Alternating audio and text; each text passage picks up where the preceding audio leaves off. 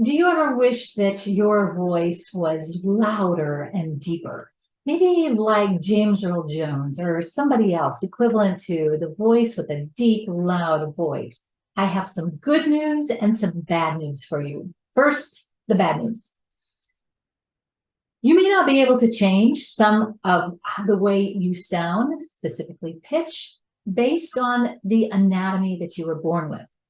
From your larynx to the vocal tract, all the way out through your mouth where the sound comes through, you may not be able to change things because you have a certain size, a certain shape, density, all of those things play into the way that you sound.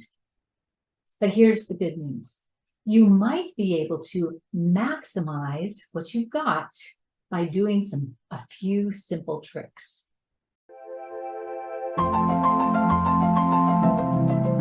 You've heard the expression kill two birds with one stone, meaning you solve several problems with just one action. I have a speech trick like that is so tremendous that it not only kills two birds with one stone, it kills about five. And I'm talking metaphorically, of course, because I really do love birds. In this one episode, you are going to learn this one trick, and when you master it, your sound will be louder and deeper. It's called the megaphone trick. And when used, you will benefit in multiple ways. Number one, you will have a louder voice. Number two, you will probably decrease your rate of speech just a little bit, just how quickly you talk. It'll impact your diction or how sharply you pronounce your vowels and consonants.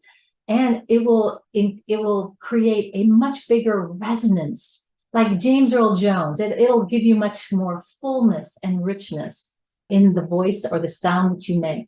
And finally, your intonation, you'll be a lot more vocally expressive just by doing this one trick. Let me explain the theory behind it first. Okay, we've got a sheet of paper to make a megaphone, and I'm going to just roll it around like this. And the shape isn't going to be perfect. And I'm going to add a little tape to it. All right, we're set. Here's our megaphone. As you can see, it's kind of cone-shaped. It has smaller end on this side, and it makes a lot bigger end on this end, where the sound actually comes from. So when sound enters this, hello, how are you? That sound begins to vibrate off all the spaces within this space, this megaphone. And as the shape gets bigger, it makes bigger sound waves. The amplitude of that sound wave increases. So the sound travels through the space, and the sound waves bounce off the walls. It's like this, they're bouncing it. If that megaphone would be shaped in a flat way, like this, there would be no place for it to bounce. The sound waves would have no place to bounce, and the sound would be flat and muffled as well. So let's compare that to your vocal tract. Your vocal tract naturally can work like a megaphone if you create that space in your mouth. Ever watch someone who mumbles? They barely open up their mouth to speak, and so the sound just has no place to travel. Your vocal cords are the origination of sound, and you set them into motion by sending up air from your lungs through your vocal cords. And as that sound travels up, you shape your tongue, your soft palate, and your lips, and you apply tension or remain relaxed to create a beautiful sound, depending on which vowel or consonants that you're saying.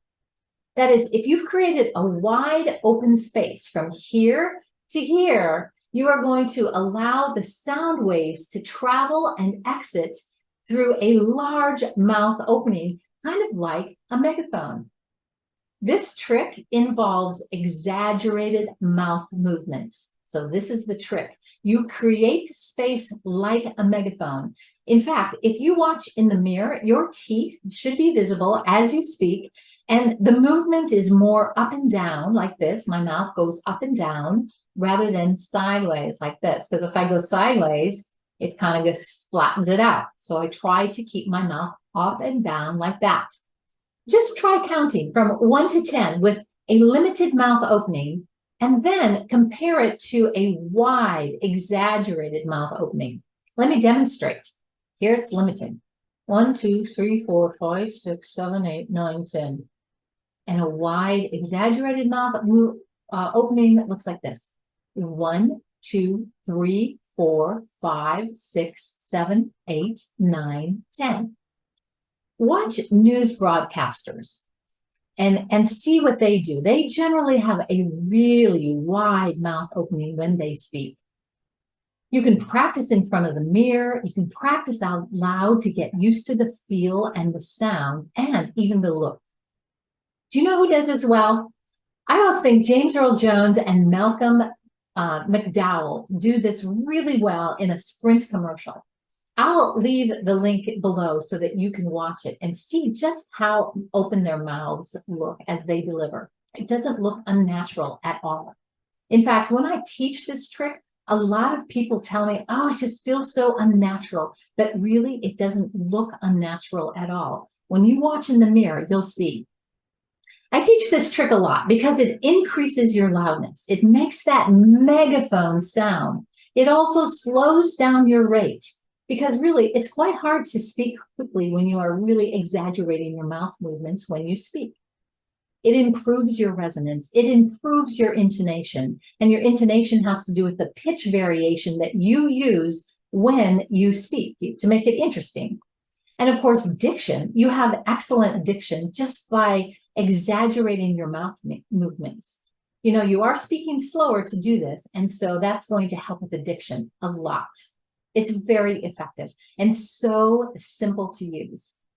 If you struggle with any of these areas, try opening your mouth wider when you speak and exaggerate your mouth movements.